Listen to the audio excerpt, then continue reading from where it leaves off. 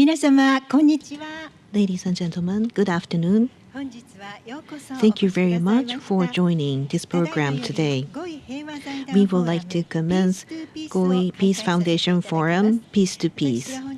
I will be serving as the MC today. My name is Naoko Nita. Very nice to meet you.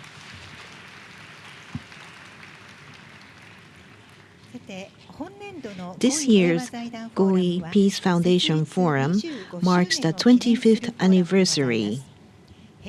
With the objective of connecting large number of people through peace and bring peace to tomorrow, 3-hour program is specially programmed.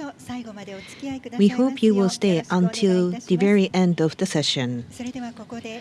Now, on behalf of the organizer, Mr. Hiroo Saionji, President of the Goi Peace Foundation, would like to address to you.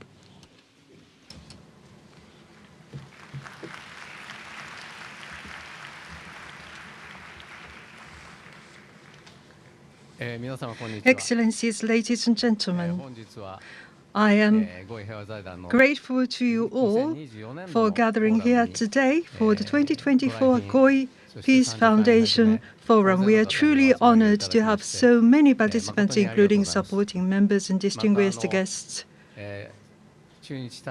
Furthermore, we are deeply privileged by the presence of ambassadors and diplomats from embassies in Tokyo.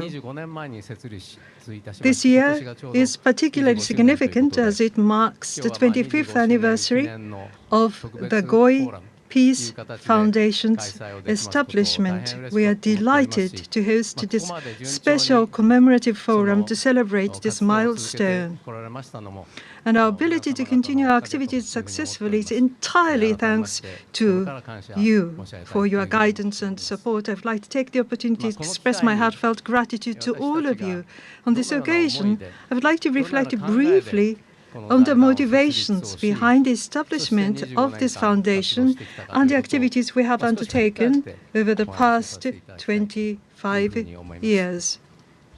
The Goi Peace Foundation was established in 1999 as a public interest incorporated foundation with the approval of the Ministry of Education, Culture, Sports, Science and Technology Mixed of Japan. It is grounded in the peace philosophy of Mr. Masahisa Goi, a religious philosopher and a poet who advocated for peace beyond all differences, including those of nationality, race, religion and politics.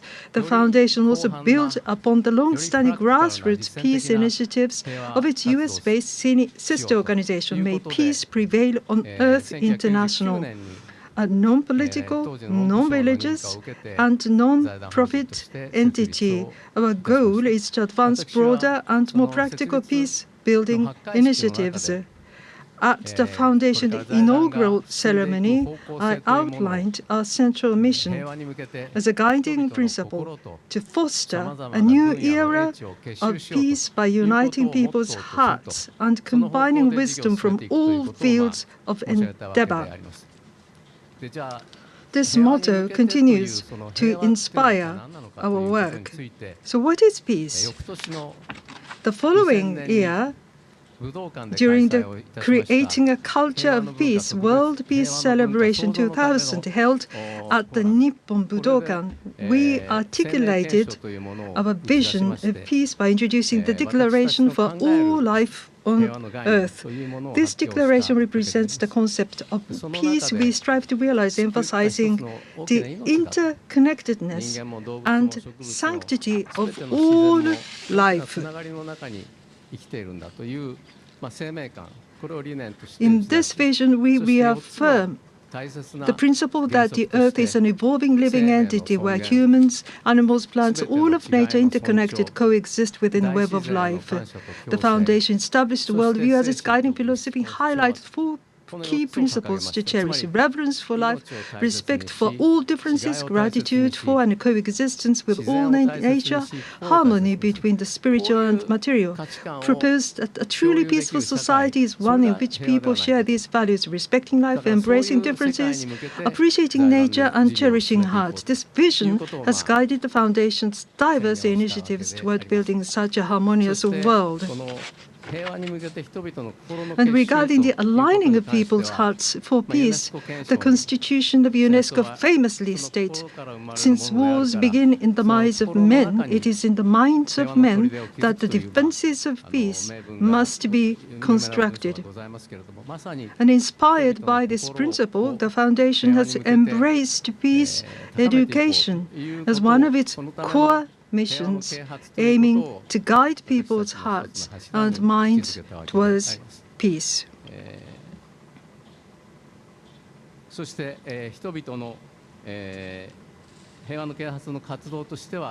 And to enhance global awareness of peace, we have those workshops, opportunities for reflection on peace through this forum, as well as through lectures, workshops, and other events.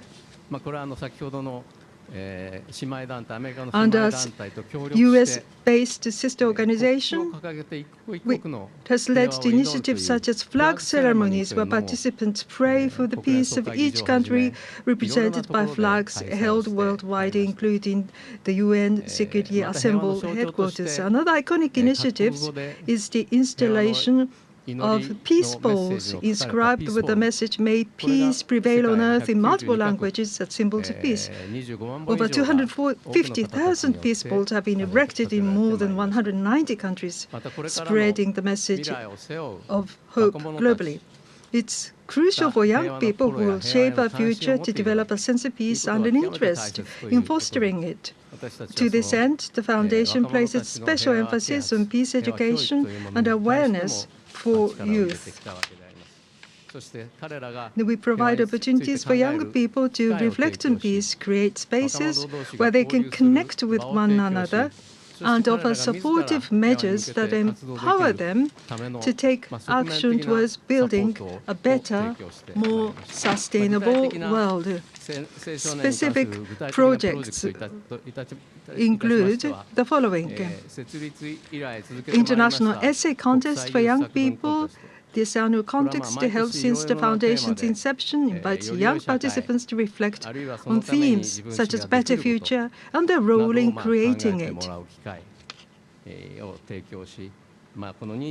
Over the past 25 years, nearly 290,000 entries from 192 countries have been submitted. Nurturing a generation of youth,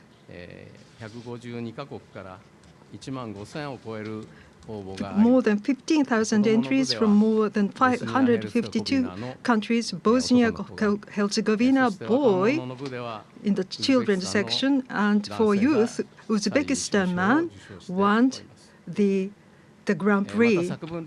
It's not just essay.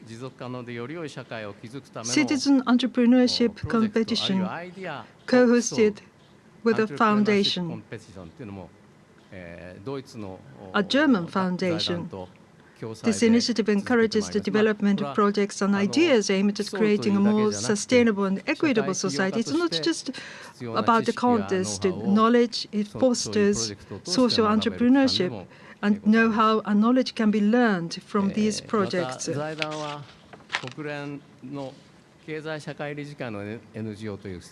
ECOSOC NGO is the status we have, but in 2006 our foundation was recognized as the first in Japan to be admitted to official relationship status with UNESCO.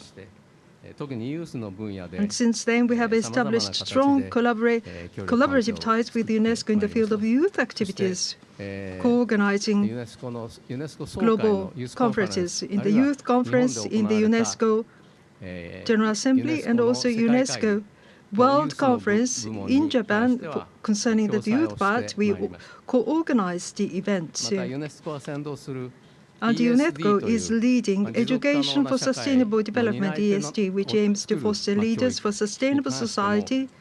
We have worked closely with the UNESCO headquarters and Japan's MEXT, playing a central role in advancing ESD initiatives in Japan. With the cooperation of local volunteers, we have operated the Earth Kids space program across Japan.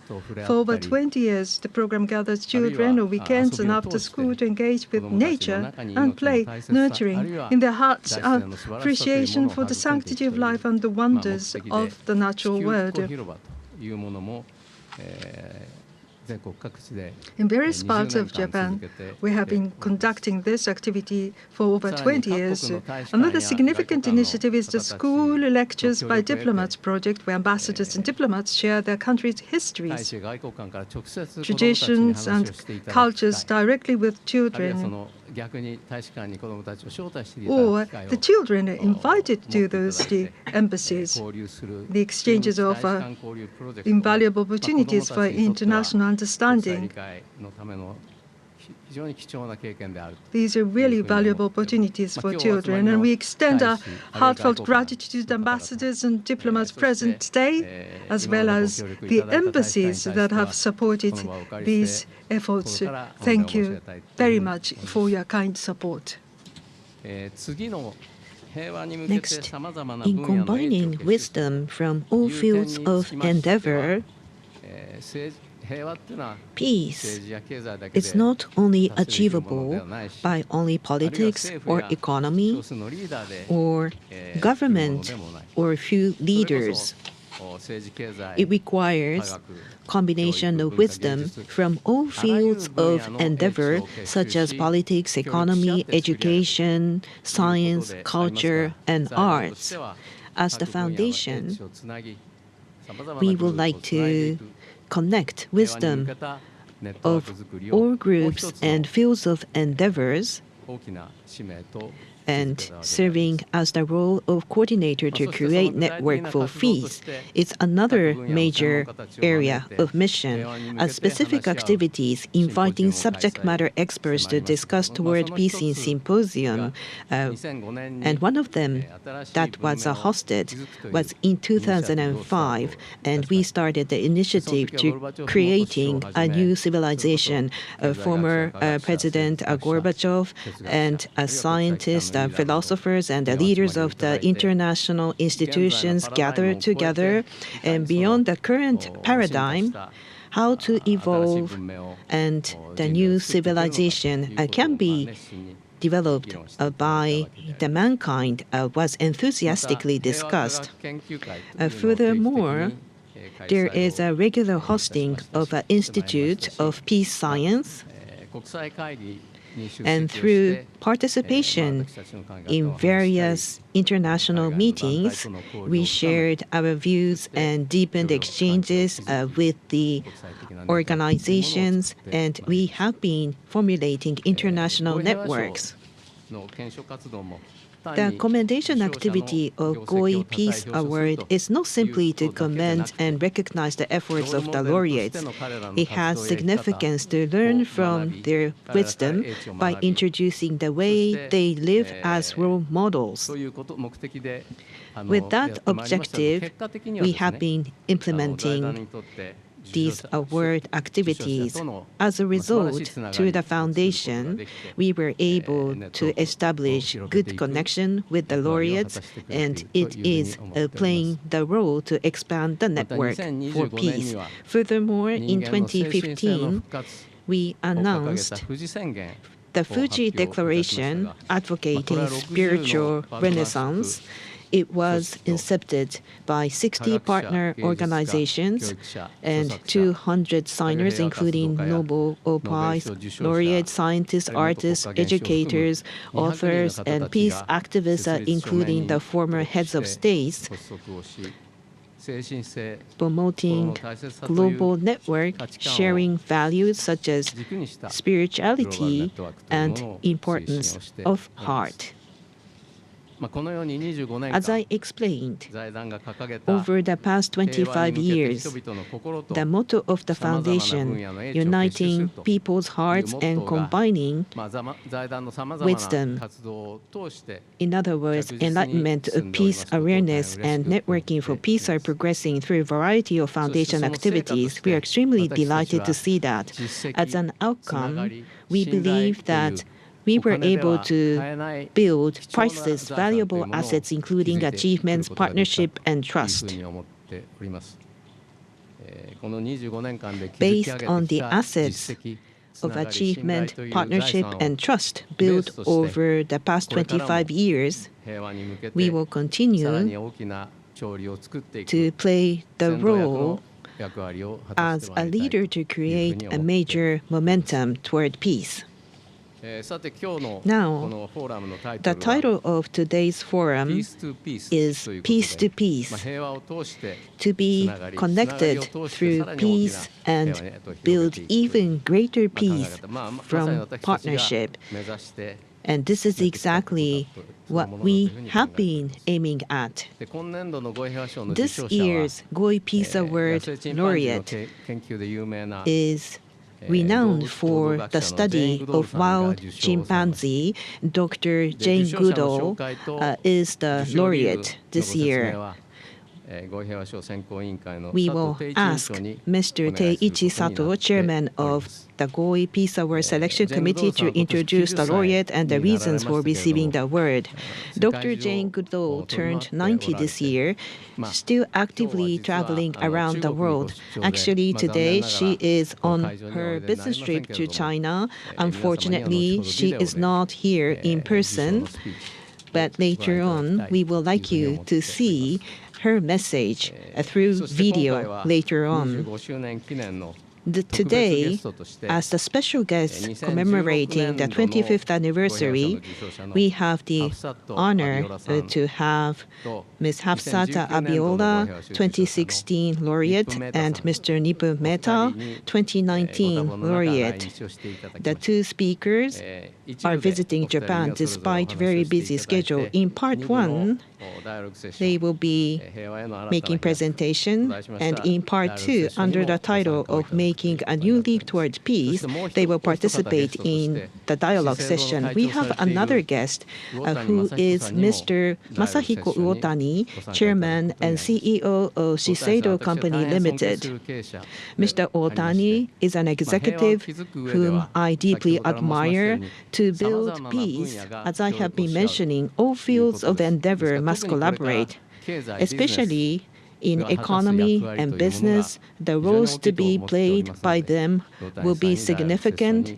So it is a pleasure to have Mr. Uotani in the dialogue session.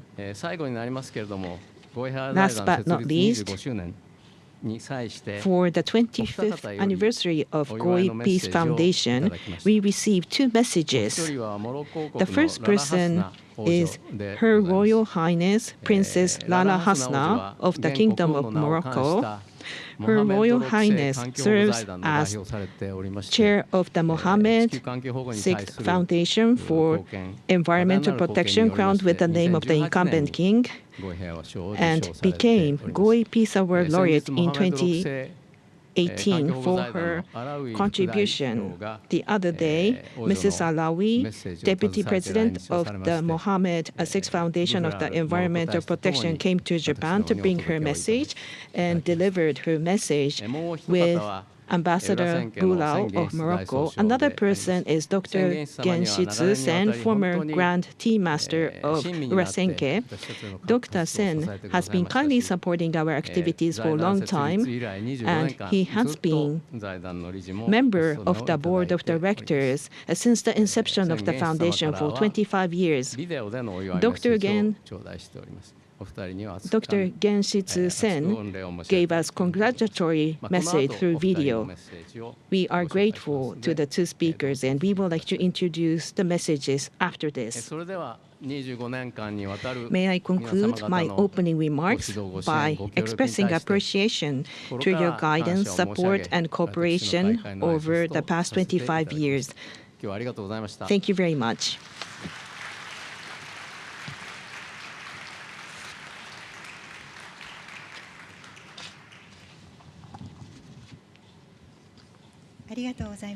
Thank you very much. Now, I would like to introduce the message from Her Royal Highness Princess Lala Hasna.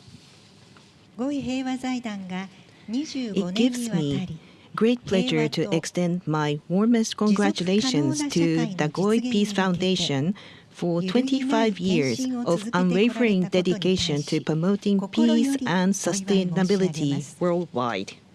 The Goi Peace Foundation has become a highly valued partner to the Mohammed VI Foundation for Environmental Protection. Our journey together began in 2017 when we invited the Saionjis to Morocco to visit our eco schools. Then, in 2018, I had the distinct honor of receiving the Goi Peace Award in Japan, as well as visiting a junior high school, an exemplary eco school. Our shared commitment to education for sustainable development and tackling climate change has led to a long-term, extremely successful partnership. Moroccan and Japanese students have built solid collaboration through numerous projects. Although you hail from the Kingdom of the Rising Sun and Morocco, the Kingdom of the Setting Sun, our shared commitment to peace has built a strong and reliable bond.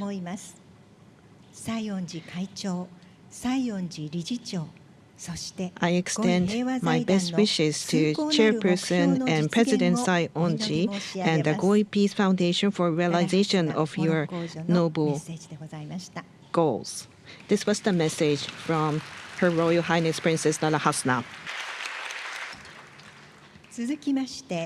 Next, I'd like you to enjoy a video message by Dr. Genshitsu Sen. The Goi Peace Foundation, thanks to the tireless efforts of the Saionji family, has grown significantly and is now making remarkable strides on the global stage. While peace is often spoken of, achieving genuine peace requires more than words. It calls for each and every individual to cultivate peace within their own heart and to develop a mindset of peace starting from their immediate surroundings. That is necessary. It is also essential to share this mindset with those nearby and in the community, working together to envision a world where the term peace need not even be spoken because true peace has become a reality. We are now at a pivotal moment, one that requires serious reflection on how the world, amidst ongoing transformations, can seriously engage with and pursue peace in the future.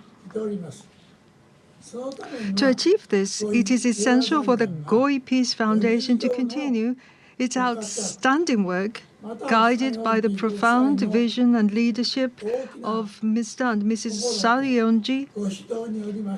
Now, under their direction, we must expand our efforts to spread peace across various countries and regions worldwide. Through my practice of the tea ceremony, I also strive to contribute by offering a simple bowl of tea to others after you.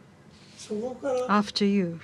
From this concept of peace to peace, I continue to advocate peacefulness through a bowl of tea, while traveling around the world with a bowl of tea in hand, spreading this message. On this occasion, I would like to express my heartfelt hope that Mr. and Mrs. Saionji remain blessed with happiness and health, and that they continue to raise the banner of peace far and wide. With that, I would like to conclude my remarks. Thank you very much.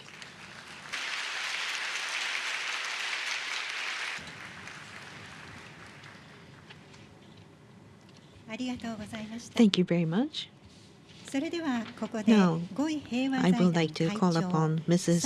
Masami Saionji, Chairperson of the Goi Peace Foundation, to say a few words. Chairperson, over to you.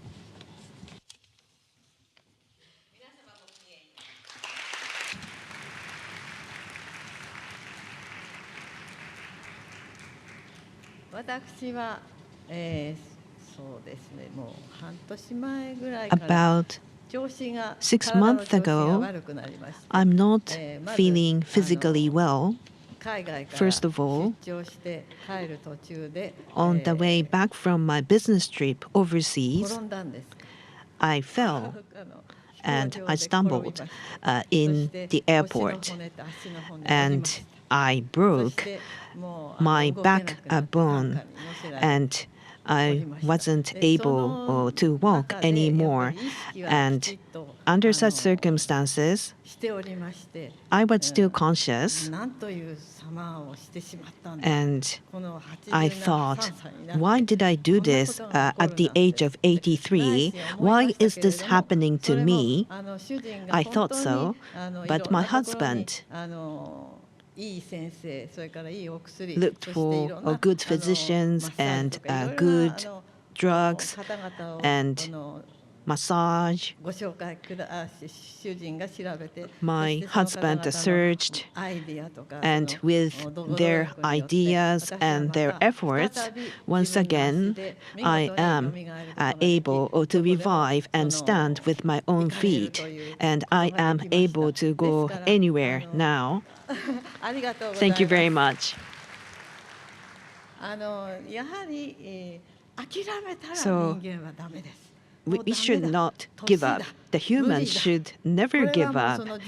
Too old, it's not possible. That is not acceptable. If your consciousness tells you that you will not be able to do anything, then that will become the day for your ordinary life.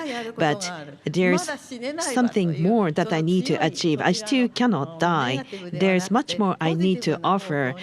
Not negative, but if you think more positively, your body will try to catch up with your effort. Your consciousness will lead your physical strength. So I'm completely revived. And when was that? About 3 months? About a month. My husband says. Because he says that, I think it's correct. I hesitated to say 3 months, but within 1 month, I was able to cure.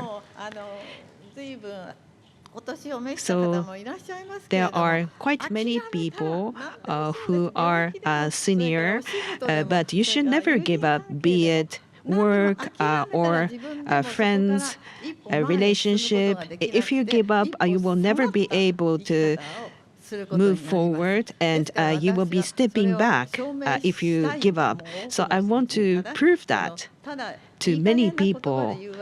I'm not trying to say something ambiguous, but through my experience, I wanted to speak from my own experience. I couldn't stand, I couldn't move with my own feet.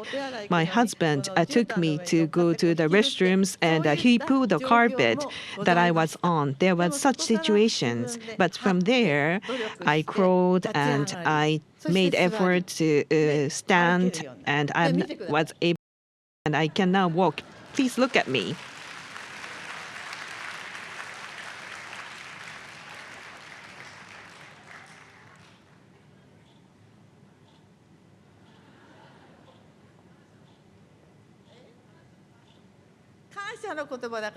So this is supposed to be the words of appreciation, so I shouldn't boast myself. Excuse me for that. So from that perspective, what I would like to explain is that you need to believe in yourself.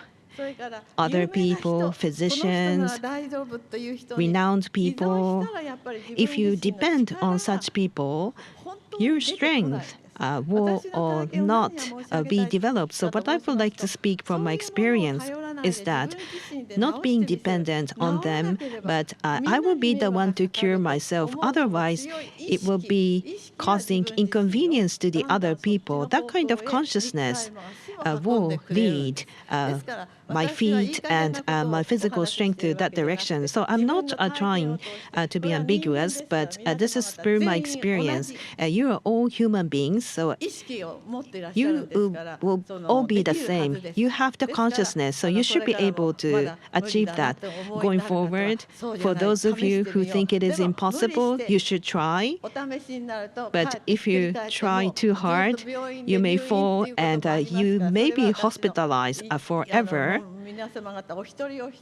So this is under each an individual responsibility to be mindful with your behavior and live. Your existence and presence is so important. So it was so lengthy, so my husband just signaled me. So allow me to read this remark. Ladies and gentlemen, thank you for joining the 25th Goi Peace Foundation Forum. Just listen to the warm messages from Her Royal Highness Princess Lala Hasna and Dr. Genshitsu Sen. And with such a large turnout to the forum today, my heart is filled with joy to be able to host today's commemorative forum.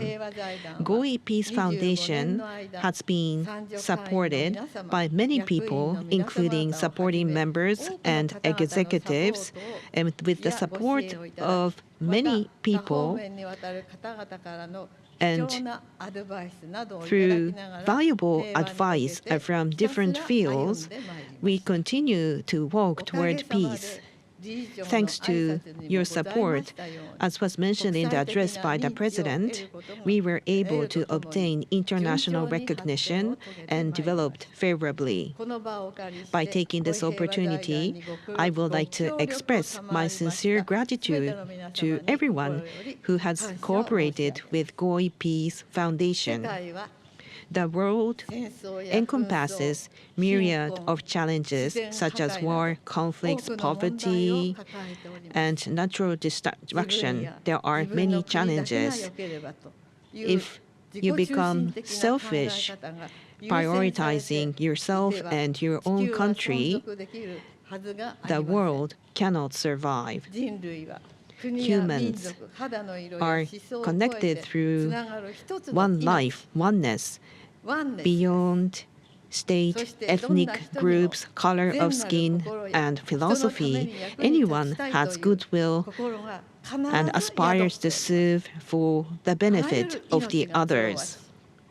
It is vital for all sorts of lives to harmonize and each individual to ponder what can be done to live happily, not grabbing from each other, but sharing and helping each other is important. Just like today, when large number of thoughtful people ponder together on peace, and by shifting them to take actions, I am confident that the new common sense will be created, not on the extension of the present, creating new future.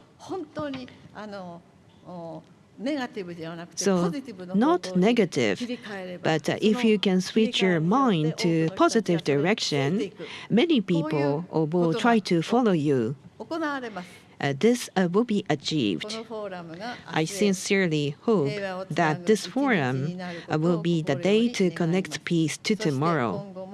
And going forward, I will strive to continue our endeavors to promote momentum for peace by cherishing bond with people and by joining hands with thoughtful people. There's so much desire. I'm now 83, but I'm not going to live until 100. It's not possible. At least I would like to live until 85, 86. We would like to solicit your support.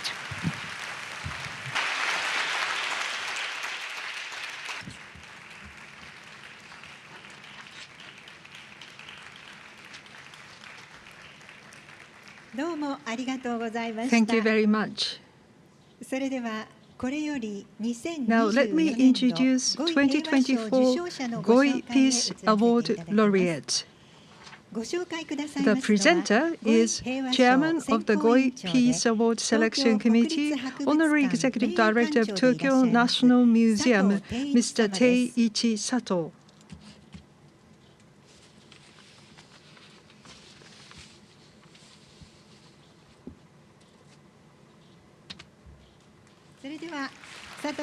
Mr. Sato, the floor is yours. Thank you for your kind introduction. I'm Sato. On behalf of the Goi Peace Award Selection Committee, 2024 Goi Peace Award Laureate, Dr. Jane Goodall, allow me to introduce her to you. The Goi Peace Award honors individuals and organizations from fields such as education, science, culture, and the arts who have made outstanding contributions to fostering true peace and harmony for the future of the earth and humanity. The award particularly recognizes research and activities aligned with the ideals and principles of the Declaration for All Life on Earth advocated by the Goi Peace Foundation. For the 2024 Goi Peace Award, following a rigorous and impartial selection process by the award committee, the recipient has been determined to be Dr. Jane Goodall, a globally renowned ethologist and conservationist. Dr. Goodall, whose love for animals has been unwavering since childhood, began her groundbreaking study of wild chimpanzees in the Gombe Stream National Park, Tanzania, in 1960. Her research was the first to reveal the intelligence and behaviors of chimpanzees, including their use of tools, offering insight into the ecology and the intelligence. In 1977, Dr. Jane Goodall founded the Jane Goodall Institute, which has since been at the forefront of comprehensive community-based conservation efforts around the world. The institute focuses on wildlife research and protection, forest and ecosystem conservation, and environmental education. One of the standout initiatives is the Roots and Shoots program, a youth-led environmental activism project which has been implemented in over 70 countries, including Japan. Now at the age of 90 years old, Dr. Goodall continues to dedicate over 300 days a year to giving lectures worldwide, inspiring people to deepen their understanding of the natural world and take action for the Earth's future. The Goi Peace Award is being presented to Dr. Jane Goodall for her lifelong dedication to realizing a sustainable world where all life on Earth can coexist and thrive. Through her work, she has inspired hope in every individual, demonstrating that each person has the power to make a change and encouraging transformative action. Despite her busy schedule with a global tour, Dr. Goodall has graciously accepted the award in the United States and sent a recorded acceptance speech. On behalf of the selection committee, I extend my heartfelt congratulations and wish her continued health and success in her remarkable work. Thank you.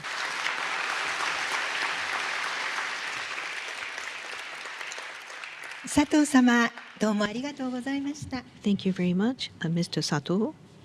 それではまず2024年度 Now, ゴイ平和賞受賞者 we would like you to see the activities of 2024 Goi Peace Award laureate Dr. Jane Goodall by video, and please listen to the commemorative lecture.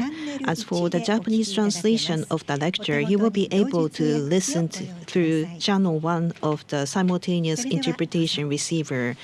Please enjoy.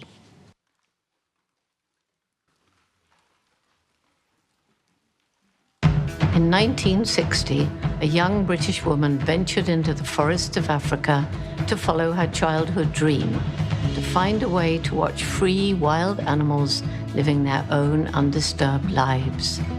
She left everything familiar behind and ended up giving the world a remarkable window into our closest living relatives. She was me. I wanted to come as close to understanding animals as I possibly could.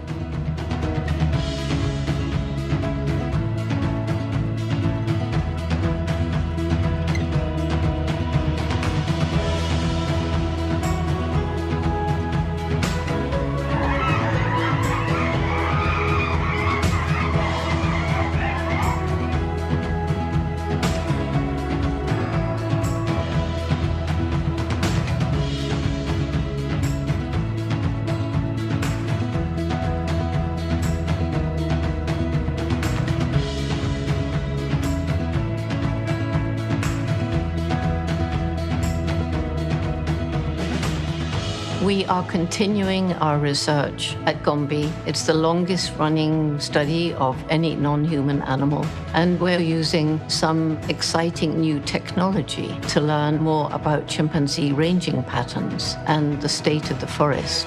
And this helps to inform decision makers on action to be taken to protect chimpanzees, their habitats, and the other creatures that live there. I flew in a small plane over Gombe National Park, and I was absolutely horrified at what I saw. So quickly, it seemed, the environment outside the national park had been utterly destroyed. The trees had gone. The land was over-farmed and infertile. They were struggling to survive. And that's when I realized that unless we helped the people to improve their lives, there was no way we could even try to save the precious chimpanzees. This was when we started Take Care or Takari, our community-centered conservation project. Everywhere I went, I met young people who seemed to have lost hope. They all said more or less the same thing. We feel like this because we think you've compromised our future. And so that led into our program for youth, Roots and Shoots. The main message of Roots and Shoots is that every one of us makes a difference every single day.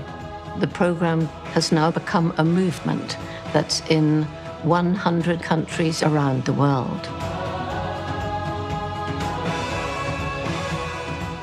One of the things that the Jane Goodall Institute does that I feel is really most important is to try and give people hope, to help people understand that every single day we live, we can make a difference. And together, with everybody making a difference, we can change the world.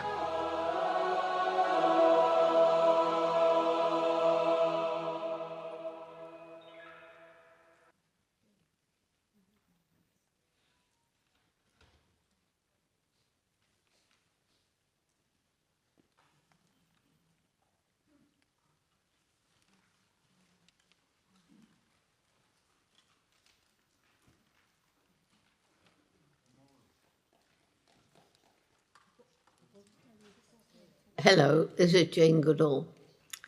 I want to thank you for giving me an opportunity to share a few words at this important gathering. It's true, isn't it, that we're going through very dark times, politically, socially, and environmentally. There's 2 major wars. There are 15 conflicts across Africa. There is unrest, demonstrations, increasing violence in many countries around the world. The gap between the haves and the have-nots is increasing. as is racial and gender discrimination. And there are many governments that persecute their citizens and violate human rights. And we're faced with the two main threats of climate change and loss of biodiversity. Weather patterns are changing.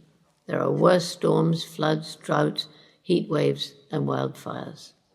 And of course, it's the poorer nations and the indigenous people who are suffering the most. There are an increasing number of climate refugees, as well as those fleeing war, violence, and discrimination. We're polluting air, water, and land, creating mountains of waste, and placing unreasonable and unsustainable demands on our planet's natural resources. Mining for oil and gas is devastating huge areas of habitat, and mining for minerals, particularly illegal mining, is equally or more destructive.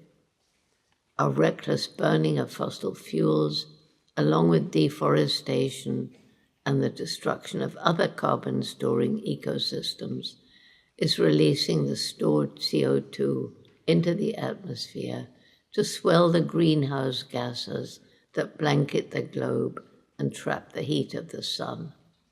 Ice and glaciers are melting. Ocean levels are rising. Melting permafrost is releasing huge amounts of methane, a virulent greenhouse gas. Industrial farming releases a great deal of CO2, and its use of monocultures, along with chemical pesticides and herbicides and artificial fertilizer, is having a devastating effect on biodiversity and killing the very soil on which we depend. Factory farming of animals is not only unspeakably cruel to the imprisoned individuals, each of whom is an individual who can experience misery, frustration, terror, and pain. But it takes a lot of increasingly scarce fresh water to turn vegetable to animal protein, and lots of land is cleared to grow animal food. Moreover, the animals during digestion emit quantities of methane, particularly cattle. As you all know, the loss of biodiversity is all around us, in our farmlands, cities, and gardens. Everywhere, plant and animal life is at risk. Indeed, the overall picture is grim.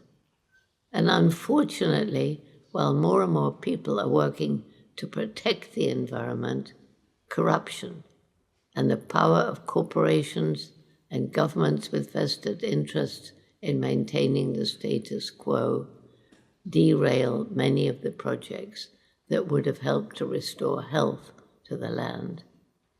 It's hardly surprising that so many people are losing hope. Some are just becoming apathetic and so doing nothing. What's the point? Others become angry, sometimes violent, and others become depressed. And this can lead to clinical depression. Suicide rates are going up around the world. As many of you know, I spent years studying chimpanzees. They're our closest living relatives, and like us in so many ways. But the biggest difference, I believe, is the explosive development of our intellect. Chimpanzees and other animals are way more intelligent than was thought, but only we humans can investigate the mysteries of the solar system. So how come that this most intellectual species is destroying planet Earth? It's our only home. It seems that there must be some disconnect between our clever brains and our human hearts, where, poetically, we seek love and compassion. We've lost the wisdom of so many of the indigenous people who made a decision only after asking, how will this affect future generations of our people? Unfortunately, the policy of most of the major corporations and governments is to strive for short-term profit or for personal gain at the expense of protecting the environment. The same can be said for the majority of people in the industrialized world. Goodness, it's time to wake up, to understand how the idea that there can be unlimited economic growth on a planet with finite natural resources and growing populations of people and livestock is fatally flawed. It's leading to ever-increasing destruction of the natural world. Indeed, we're in the midst of the 6th great extinction. And it's so important for everyone to understand that we humans are part of the natural world and that we depend on it for food, water, air, everything. But we depend on healthy ecosystems. Every ecosystem is made up of a complex mix of interdependent animal and plant species, each one with a role to play. And as more and more species disappear from that ecosystem, it will eventually collapse. And make no mistake, ecosystems are collapsing all over the world. And this is bad for us. It's scary but true that even our human species is not exempt from extinction. It is so important to understand that we need to spend time in nature. It's been proven that this is highly beneficial for our mental and physical health. It's especially important for young children and for those suffering from anxiety or depression. Indeed, in Japan and Canada, doctors can actually write out prescriptions for time in nature, and this is for patients with mental health issues and physical health issues. This is why urban greening is so important to bring nature into our cities. I believe that we've got a window of time when, if we get together, we can at least slow down climate change and loss of species. Hope lies in the fact that we're working on renewable energy, turning towards small-scale factory farming, regenerative agriculture, and permaculture, moving towards a plant-based diet, planting trees, fighting to save old-growth forests, and to save species from the brink of extinction. We're providing environmental education in more schools. We're working with local communities to help them find ways of making a livelihood without destroying their environment and creating wildlife corridors. We're working to alleviate poverty everywhere. People are beginning to think about their own environmental footprints and understanding that they make an impact on the planet every single day, and so trying to make wise choices in how they live. There are people fighting to solve every problem that we have inflicted on our planet. But most important is to create a mindset that gives top priority not to GDP, but to the health of the natural world and the well-being and happiness of people. It seems impossible to create such a world in the fractured world in which we live today, because it's not possible unless we can curb unsustainable lifestyles, alleviate poverty, racism, discrimination, ignorance, political divisiveness, and war. Yes, we have to eliminate war. But it's surely something worth working to achieve in country by country, and surely it's the only way forward in the long run. Many of our young people are eager for change. So let's bring our brilliant minds to work. Let us collaborate and form partnerships, and let us ensure that our heads work in partnership with our hearts, for only then can we attain our true human potential. Above all, let us not lose hope. Nature, given time and perhaps some helping hands, will return to places we've destroyed. Animals on the brink of extinction can be, have been, given another chance. Our intellect is increasingly turning towards creating a better and more sustainable world for all. And the determination and energy of young people, when they understand the problems and are empowered to take action, certainly inspires and gives me hope. Well, I want to end simply by saying what an honor it is to receive this award, and thank you so very much. Bye now.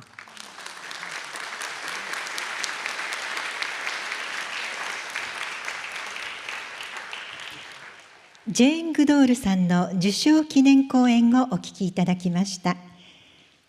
さて、次のプログラムでは、歴代五位平和賞受賞者たちの英知をご紹介いたします。河村真紀常務理事、よろしくお願いいたします。Over to you.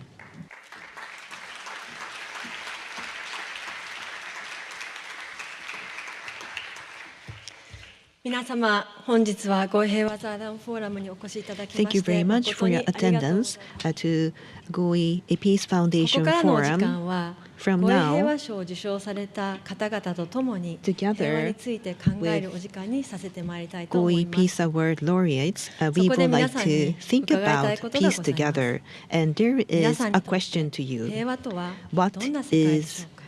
the world of peace to you? 私たちは先ほど理事長が申しておりました As the が、 President mentioned, 生命の命が守られて、 life 多様性が to be 尊重されて、 protected, diversity to be respected, and the coexistence with nature is 取れているような、そんな世界を平和な maintained, 世界と and the balance between spiritual and material, で this そんな世 kind 界を of 構築す world るために is what we are aiming at. And in view of such work with peace, we are awarding Goi Peace Award, commending those people who are committed to that purpose. So through the words of the Goi Peace Award laureates, we would like to create an opportunity to pave the way going forward.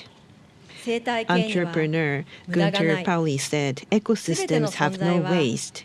Everyone contributes to the best of their abilities. There is no unemployed, and everyone plays according to the rules. These include the sustainable society and hints to economy. Peace activist Satish Kumar said, we must make peace with nature. If we fight with a war with nature, we will be losers. These words deeply inspired us in considering coexistence with global environment. Cell biologist Bruce Lipton said, we are not victims of our genes, but masters of our fates, able to create lives overflowing with peace, happiness, and love. And he has taught that there is power to shape a future in the selection on a day-to-day basis. The honorary chairman of Coursera Corporation, Kazuo Inamori, said the transition to civilization based on altruism is the most urgent issue facing humanity. The key to this transition is the state of mind of each other of us. The peace within our mind would be important for the peace within. Also, last year's laureate, Sila Elworthy, said the desired outer changes cannot come about without the inner change. Many people need to develop the power within, and by exerting the leadership, by basing on that, for the first time there will be changes, outer changes. Social entrepreneur Bill Trayton said, all the problems sitting there are an invitation for you to be creative, make use of your skills and resources and find solutions. The problems are the hints for developing better future. Former president of Costa Rica, Oscar Arias Sanchez, said, "Peace is not born, it is made." It is the laborious work of people who struggle every day to learn the art of dialogue, persuasion, and respect. The peaceful society is where each one of us would require to have effort to develop peace. The ones that I explained are just some of the wisdom of Goi Peace Award laureates. We have leaflets distributed to you at the reception, so we hope that you will take them back and for you to develop the path to peace on your daily life. We hope that this will be useful. Now, amongst the past Goi Peace Award laureates, we have invited two guests, and we would like to hear directly how they address to build better future. First of all, 2016 laureate, Ms. Hafsat Abiola Costello, representative of Women in Africa Initiative, and promoting leadership and for the democratization of Africa as a whole. She is working on her activities. Ms. Hafsat, over to you.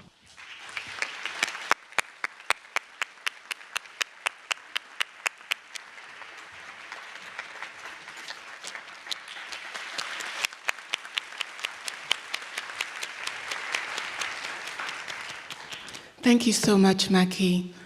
I feel so deeply honored to be back in Japan. This is my third time in your beautiful country.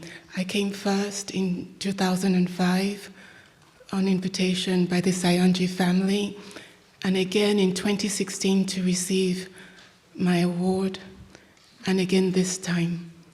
Every time that I come, I always have a feeling that when I was making my way through the universe to this planet, that I was actually supposed to come to Japan.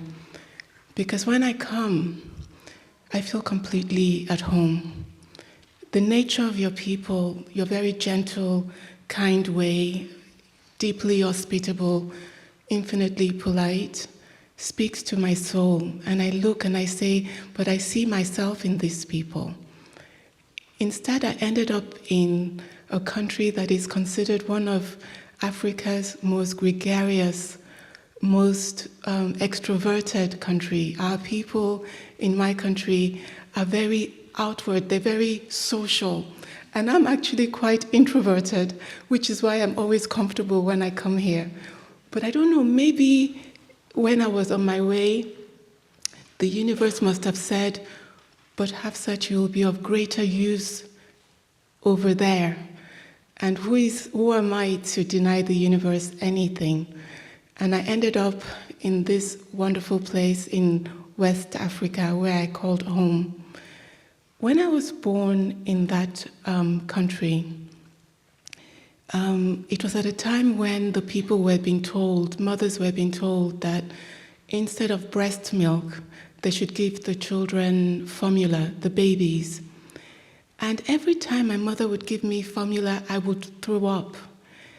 But my mom had been told in such a strong way that this is better for the baby, and she kept trying. And unfortunately for me, from there I developed asthma. But I think, the question I was asked to explore by Maki and the rest of the Saionjis and the wonderful Goi Peace Foundation people is, what are the lessons I have learned and how do I translate them now? Let me say that the first lesson that I learned is that oftentimes the old ways are better than these new ways. Because I grew sick trying to fit into something that was being sold to us from people outside of Africa, and it made me sick. So that was a very big lesson. I suffered from asthma for like 30 years. And luckily now I no longer have it. But it taught me that, our bodies know what is right for us, or even our spirit knows what is right for us. And it's actually important to listen to your body, to listen to your spirit, to listen to your mind, and not to conform with things that are wrong just because so many are selling these things. That, I think, is the first and maybe one of the more important lessons that I learned. But the second, and I think maybe even more important than that first lesson, is that everything I ever desire is on the other side of sacrifice. When I was about 18 years old, my father ran for office to be president of my country, and he was elected president. But the military in the country at the time decided that they didn't want a democratic government, and they put him in jail. And my mom, who was in between the height of Masami-san and me, so she was maybe 5'5", and a high school graduate, but an entrepreneur in my country. She used to sell goods, now became the leader of the democratic movement in what was then and is still Africa's most populous country. Today, my country has about 220 million people. At that time, we had maybe roughly 100 million. And she took on the job of leading our demand for democracy because her husband was in jail. She sold land that she had bought from her money as an entrepreneur to raise the money to help the market women who wanted to go on strike, to organize the students who wanted to march, to organize the oil workers in my country. We sell oil. It's the primary revenue for the government. And the oil workers wanted to shut down all operations to protest military rule. And she had to finance that. And she did that with the money she had earned. Because of all our efforts, she brought the country to a standstill in 1996, whereupon the Nigerian military put the leaders of the oil workers in jail. And then they found out that my mom had been the one to finance the strike. And they said to themselves, if we put the husband in jail and the wife, and there's still this trouble from the wife, we need to send a stronger message. And so in the middle of June, in the middle of the year in 1996, in June, they ambushed my mother's car and gunned her down. She was 44 years old, and she left behind 7 children. The oldest at the time was 21, my older brother, and I came 10 months after him. I was 20, and we had all the younger siblings. The youngest was 7. And it's in the culture. The culture in Africa is very strict and clear, that the oldest ones become parents right away as soon as something like this happens. And so I brought the youngest ones out of the country to Washington, where we were all going to stay with my older brother so we could take care of them. So we immediately became parents and started taking care of them. But I also became one of the leaders of the democratic movement for my country. And we kept fighting. We kept organizing, although this time we were organizing in exile. We organized all around the world, in Canada, the United States, England, France, Germany. A lot of the Western countries at the time were the ones buying my government's, the oil from my country, and we wanted them to impose sanctions. We fought for about 3 years, and finally the country gained a democratic system, of which I'm so proud that we were able to contribute to bringing about. But we lost my father, because before they handed over to a new democratic government, the military gave me my father's body. We lost a lot, but I learned from that experience that everything that we want in this world, if it's not going to come easily, can still come if we're really ready to stand up and fight for it. And I don't mean to fight in a violent way, but to fight by organizing marches, by organizing demonstrations, by speaking up, by changing mindsets in the way that Goi Peace Foundation does. It will not come automatically because we have to change minds, we have to change hearts, we have to open people up to new possibility. And it takes time. But if we are consistent, we can get these changes. So since that time, I've been working to make sure that I and others can continue to contribute to building a better world.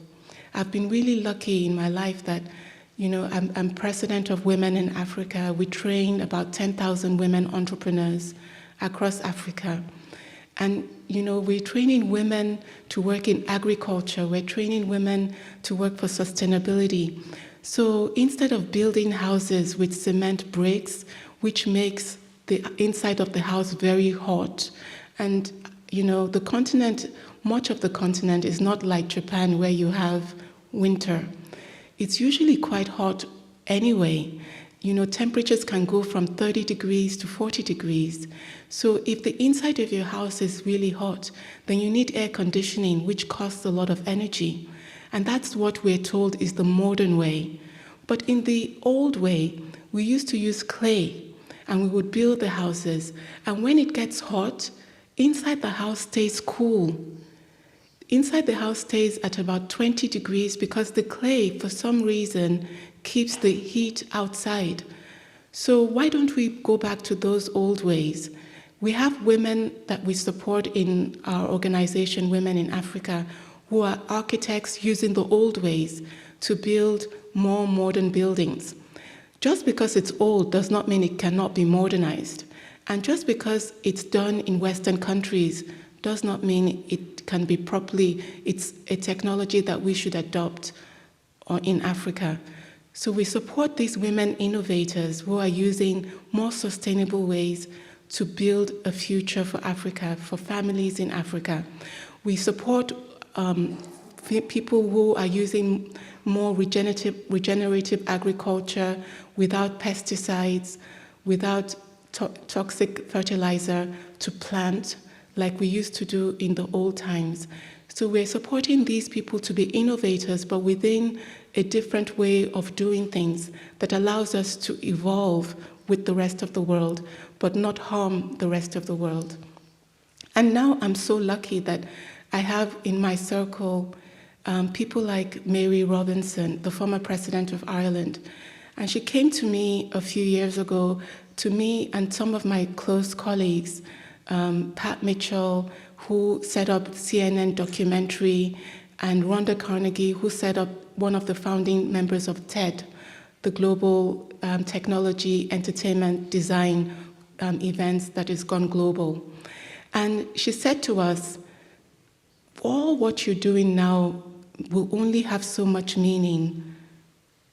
I'm trying to see what the time says. Oh yes, I think I'm still okay. Okay, because there's a timer and I'm supposed to pay attention. Okay, so she said to us, we have to focus on climate, that it's going to trump all the challenges that we face, because the way in which the climate disasters are happening, it will affect whether we can grow food, what food we can grow. It will affect everything, pretty much everything that we're doing. So since a few years, about 2-3 years ago, we created a movement which is the dandelions. So this is what I have here. This yellow signal is the signal of the dandelions. And what is the dandelion? It's a flower. It's found on all 7 continents of the world. And it grows there, and people usually think of it as a weed. So gardeners are always trying to uproot it, but it's highly resilient. It refuses to go. If you take it out of the ground, even if a little bit of the root system remains, it will regenerate itself and keep growing. And why treat it like a weed? Every part of the dandelion is of value to us. The roots can be used to make a tea that cleanses the system and detoxifies the liver. The flower, every part of it is of use to human beings. So she said to us, you have to become like the dandelion. and preach the message of climate change and that we have to change course as a human family. You have to be resilient like the dandelion, because when you first come with this message, nobody is going to want to hear. And they're going to want to push you out of the room. But just see how even a small part of you can stay in that room and then come back again and keep pushing again. And then she said, and be of use. Don't just go into those rooms and attack people. Bring solutions to energy problems that are sustainable. Bring solutions to the kind of problems humanity is facing, but that don't harm the planet. So since that time, I've been traveling all over the world, spreading the message of the dandelion. And at this point, we have about 200 organizations that are part of our movement, and about easily 60 million people. From SEWA, the Self-Employed Women's Association in India, and others. And even me, in my own personal work, I'm now leading for climate for a global organization that has 46,000 members all over the world, just helping those members begin to learn how to prioritize climate. I am hoping that Goi Peace Foundation will become dandelions, Masami-san and Hiroo-san. I have your own pins here, and I want to pin you. I want to pin Maki, Rika, and Yuka, and so many of you. I think I have up to 50 pins that I can share. So what is my final message to you? My final message is that the earth needs all of us. And actually, in the past, we knew how to be one with the earth. And if we listen to the wisdom of the old ages, we will go back to what we used to know. We've forgotten so much. I know here in Japan, you have not really forgotten a lot. You're not the most materialistic. In fact, you're one of the least materialistic developed countries in the world. And so I know you keep with the old ways, but there's still so much to be done. You have to spread what you learned in Japan and who you are as Japanese people who have respect for the planet. You have to spread that message across the world. And I'm so glad that Goi Peace Foundation is already doing that. And I think, how about we join hands so we can do it faster, so we can save the planet quicker? You know, Tatsuru was the person at the foundation that was working with me, and he kept wanting my speech, and I never write speeches, so I never sent him one, really. But I do now want to share a poem in closing. And Tatsuru, my prayer is that the interpreters will be able to get this speech, this poem, because if they'd had their choice, they would have received it in advance. And because, you know, in Africa, when you don't have winter, you don't really learn the importance of planning ahead. So, you know, that was such a difficult challenge for me when Tatsuri kept saying, if you could send your message. The message, I did it as I was sitting just here listening to Mama Jane Goodall, who I met 30 years ago. So I don't really do things ahead. I'm really sorry about that. But I want to close with this poem. It's by Amanda Gorman, a young African-American woman in the United States. And she said, it's called A Poem for Humankind. She says, we must go the distance, though this battle is hard and huge, though this fight we did not choose. For preserving the earth isn't a battle too large to win, but a blessing too large to lose. This is the present truth, that our people have only one planet to call home, and our planet has only one people to call its own. We can either divide and be conquered by the few, or we can decide to conquer the future and say that today, a new dawn we wrote. Say that as long as we have humanity, we will forever have hope. The truth is, when I made my journey through the universe, and I saw the beautiful country that is Japan, the universe said, it really doesn't matter where we send you have sat. You are all one over there. So go to this country in West Africa, which is Nigeria, and make it your own. And even though I am Nigerian, if there's ever a time that there's something we have in Nigeria that I know you need for your future in Japan, you only have to say, we are one people, we are one family, we are one human family. If we take care of each other, if we take care of the animals, the plants, and if we honor the earth, we will have a future. But if we continue to fight for things that we don't need to fight over, we will go extinct. All those who understand this, it is time for us to make a stand. Thank you.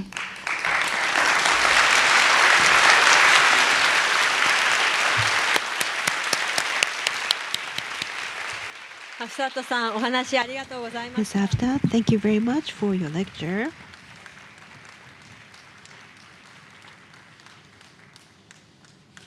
ハフサットさんは本当に Ms. Hafsa, 2016年に in ゴイ平和賞を受 2016, 賞した時にお会いした時から from the ずっと変 time わら I ず met you 自分 when の you 信 became 念 the を貫く laureate ため in には多少の犠牲 2016, も厭わないって you 多少の just 犠牲を continue 厭わ to なくて have も a そ certain の level 自分 of の a 信念を曲げ sacrifice ること in な order く歩みを to 進める pursue ことが your 大切なん belief, だというメッ and セー it ジを is いつもいつも important to 力 continue 強 to くそして pursue your 深い belief. 愛を持って Always 届けて you くださ are っています。 delivering that message 彼女を見 with ていると人 profound 間ってこ love, こまでも and 強 by く looking 優しく at 存在する her, ことができるんだと I いう can ことを feel いつも that 思い出させてくれ people ます。 can be so 今日も strong 地球 and は so 地 gentle. 球は私たちを必要としているん The だという earth 本当に requires 深い us. メッセージを It was such profound message to us that was delivered to us. Thank you so much for the powerful message. それでは続いて Now, moving on to 2019 laureate 完全ボランティア組織サービス for スペースの創設 volunteer 者 organization, 日本 founder メーターさんをご紹介させて of いた a だきたいと思います service space. I would like to introduce Mr. Nipu Mita. Mr. Nipu was successful as IT engineer but became the full-time volunteer at the age of 25. At the service space, he is recommending unconditional love and goodwill activities through giftism. And Mr. Nipun, over to you.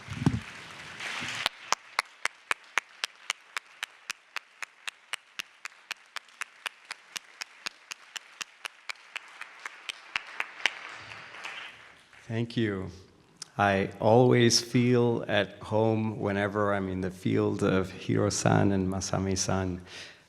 It's a real honor here to be here, especially after 25 years of persistent effort. Thank you for including me.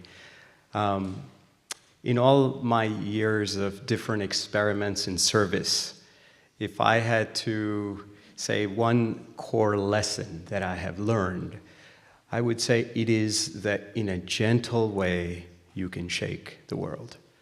Everyone wants to shake the world, but so many times they want to shake the world in their favor. And to shake the world, we often take shortcuts.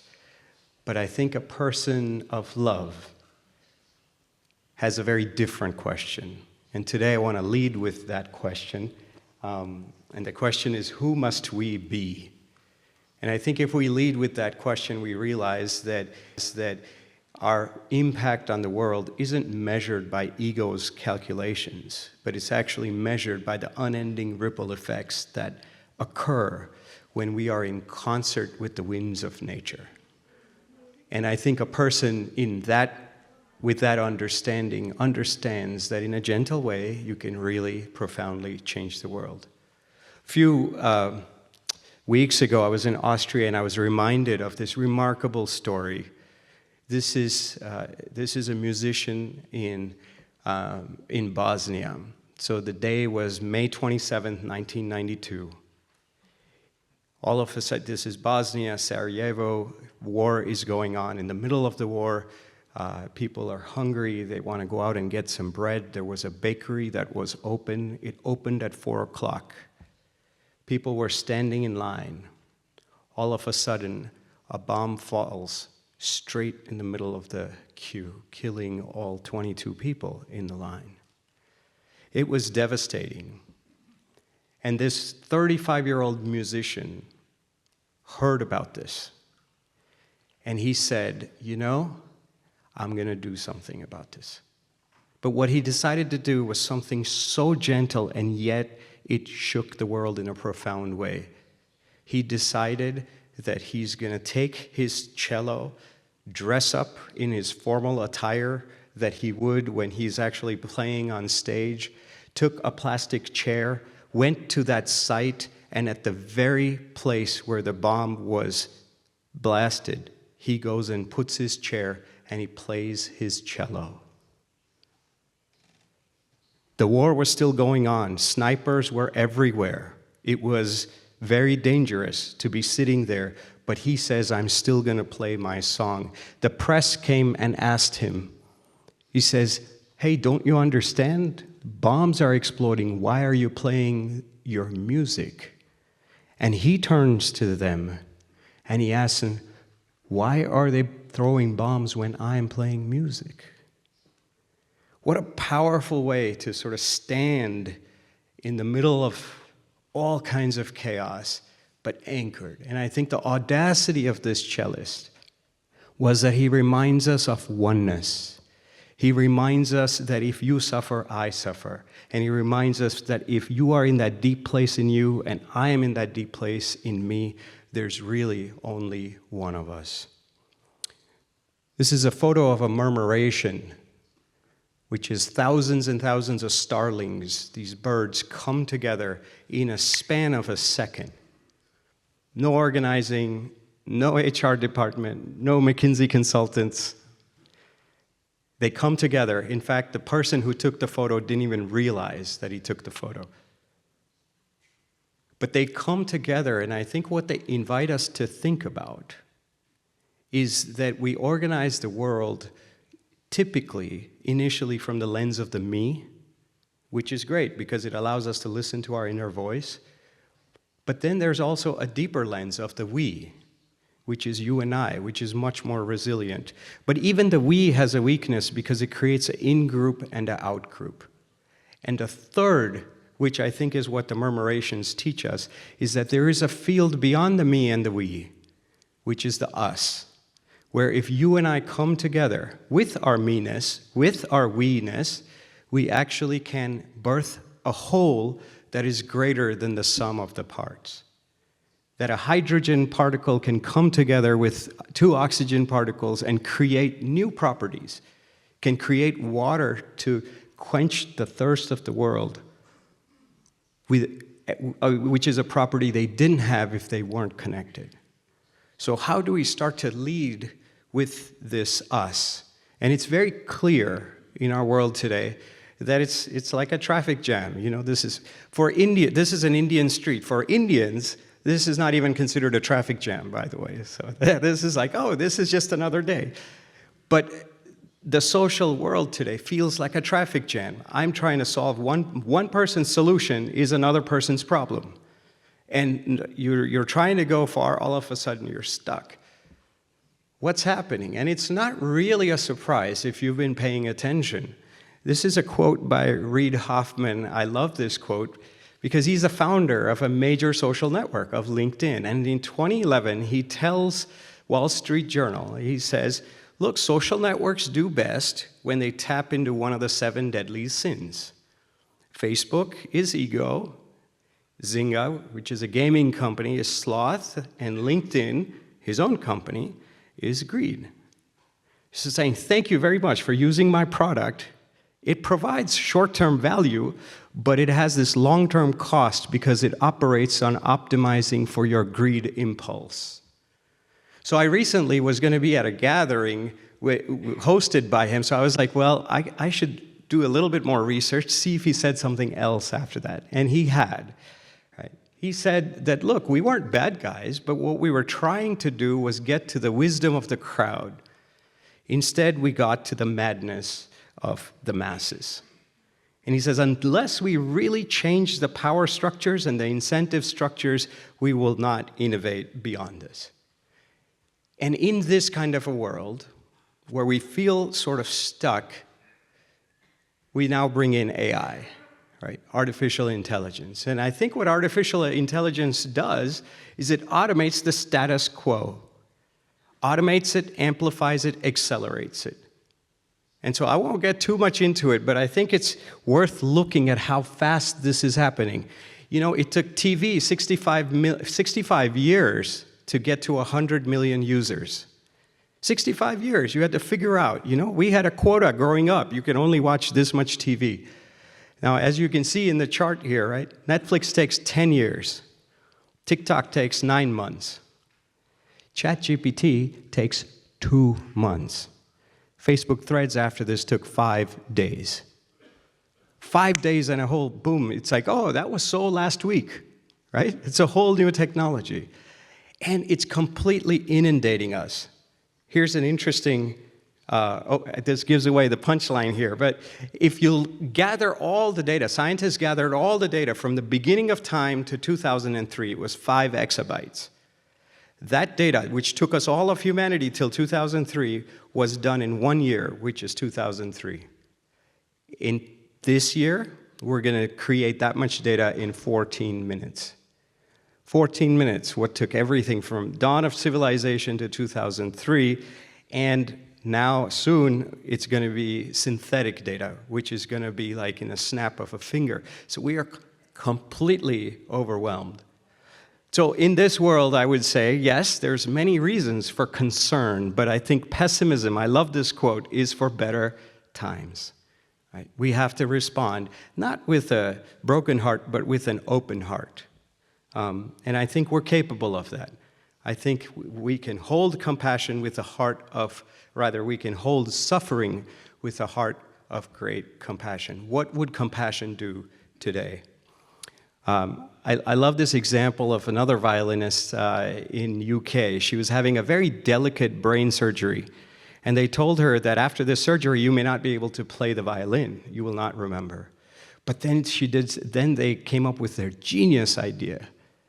They said, just to make sure that your brain remembers, while we are operating on your brain, please play the violin. And that's what she's doing here.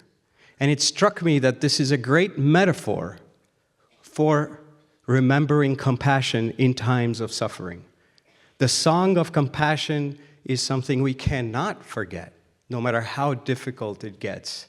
And I think we're capable, like Dagmar teaches us, to keep that song alive.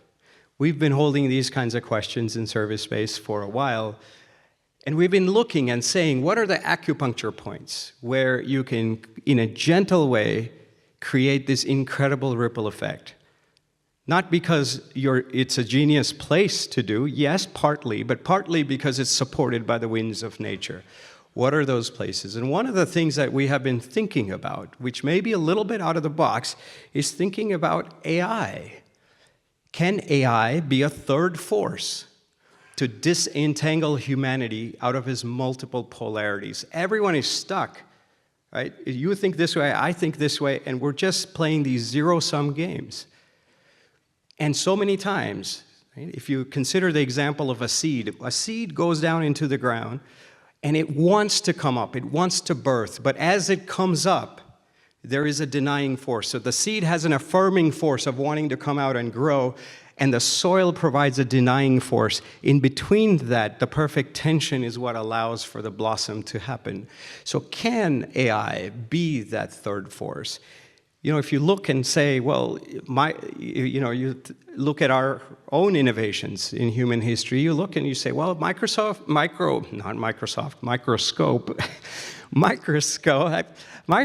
very useful because unless you're Masami-san, you may not be aware of everything going on deep down inside you, and you can still live in integrity with that because a microscope helps you to create those kinds of innovations. Similarly, a telescope helps you be in integrity with something that's out there, even if you can't see it with the naked eye. Can AI and these new technologies create an inner scope that allows us to be in integrity with our inner worlds? And can that inner scope then expand into interscope to connect all of us in ways that we previously weren't connected? So I think if you look at market AI, my sense is that it will automate, and this is not just my sense, a lot of people's senses who are really close and tuned into this, that it is concerning because it will automate the status quo.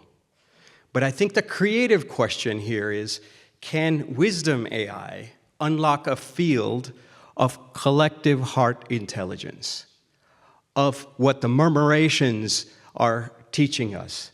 That it's, yes, as a single starling, I'm only aware of 7, but somehow those 7 are able to tap into a collective field of us that creates these incredible possibilities that weren't feasible before. And I think what at its core it invites us to do is to really connect big data, which is algorithmic intelligence, and deep data, which is this somatic understanding of what it means to be alive, activating the antennas of our bodies, and really tuning into collective social emergence. What would that look like? Right? We don't have an answer, but I think it feels like a question worth holding. Buckminster Fuller had this quote. She said, in order to change an existing paradigm, don't fight with the old paradigm, right? Just throw a better party, right? Create a new paradigm and make the old one obsolete. The compassion is so amazing and so ancient, I really do believe it is. Let's have it be the better party that everyone wants to go to. And so what is that better party for these times where we have so many challenges, and yet with that such a deep call to our collective creativity, to the call to awaken our collective heart intelligence? Let me end with an example that really moved me. For the first time in our history, human beings had a 20-minute conversation with a whale, with a set of whales. Now, whales are always talking, they're always sending these signals, but we didn't know how to distinguish between noise and signals. So they captured all of that data, and AI helped them understand what they were actually saying because it looked for patterns. And because of that, you're actually able to communicate with whales. Humans and whales had a remarkable interaction. And I look at the Fuji Declaration, which is reverence for all life. And imagine if you are a young child and you're able to engage with all different expressions of life and see that you are never alone, you're deeply connected in this vast web of life. What kind of party would that be, right? What kind of possibility? What is it? Let's imagine that vision, that story, that dream. I think it's time we created. Thank you very much.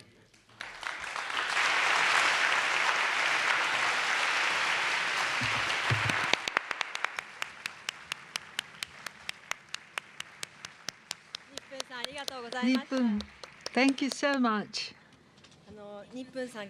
From Nippon-san, anytime, any environment, in any given time,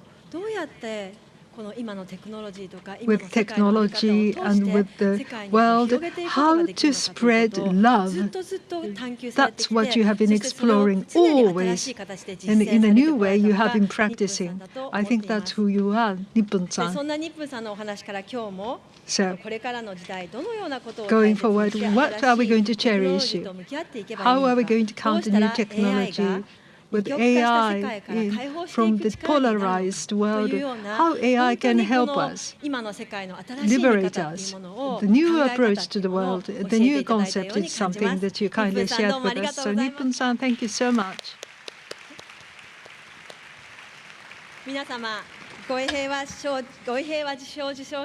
are the laureates of the Goi Peace Award. Those were the words of wisdom. How did you like them? As Hafsat-san said, the pathway to peace, the wisdom from the ancestors, we get them in this era and in a given place through trials and errors we will have to explore. And then this new horizon can be developed. After the break, we are going to have a panel discussion. Hafsat-san, Nippon-san, will join us once again to create the peaceful world. There will be a lot of clues in the discussion, I hope. So, ladies and gentlemen, I would like you to stay with us. So, thank you so much.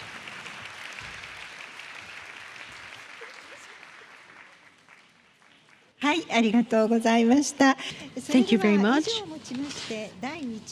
With this, we would like to conclude part 1.